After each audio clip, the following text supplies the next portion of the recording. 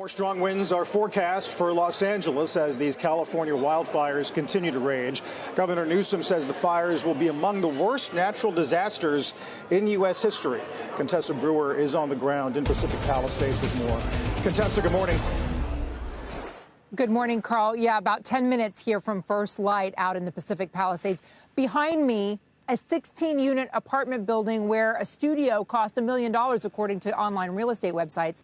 The ocean view remains, but that's about it. Take a look at what it looked like before. Here's a picture that really illustrates one of the biggest challenges right now for the area, demand for short-term housing. At least one insurer told me they preemptively signed leases on 100 homes, anticipating a housing shortage for their clients. Wells Fargo out with an updated estimate of insured losses, say they could approach $30 billion. AccuWeather forecasts economic losses as high as $150 billion. The disparity in those numbers is in part due to the massive problem of being underinsured. Multiple experts in the insurance and real estate industry have told me that homeowners just weren't able to get adequate coverage through the FAIR Plan. That's the state insurer of last resort. The payouts are capped at $3 million, so that won't begin to cover the rebuilding for some of these homes. The cost for private insurance was so high that many homeowners may have opted just to take the risk if they didn't have a mortgage that required them to have insurance.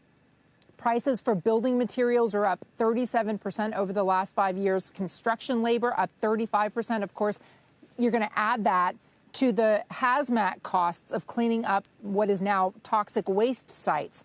Rebuilding will be a significant undertaking. Longtime Los Angeles developer Mark Weinstein of MJW Investments predicts some property owners, both residential and commercial, are just going to throw in the towel, no matter how alluring the view could be here in the Pacific Palisades. It's something that we plan to watch, guys. I'll send it back to you in the studio.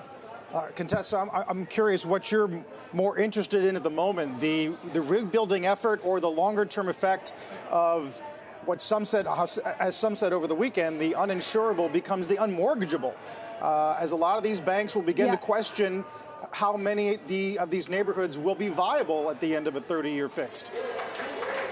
There have been a few insurance experts. I'm thinking of a broker at Willis Towers Watson who has been actively trying to work with bankers to say, should we really require 100% replacement cost insurance coverage?